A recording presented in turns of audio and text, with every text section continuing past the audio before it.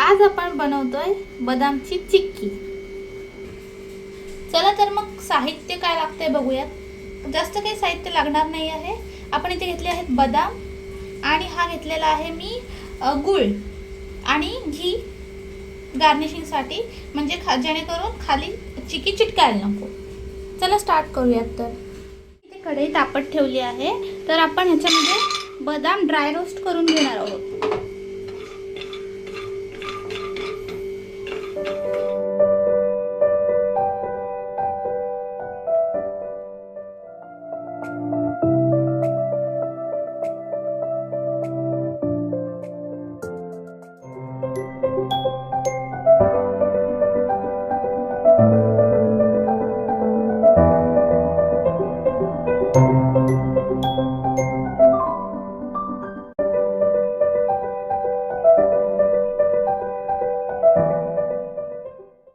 मी ह्या प्लेटमध्ये काढून घेतलेला आहे। आता आपण चिक्कीला सेट व्हायला थोडा वेळ ठेवून देऊयात।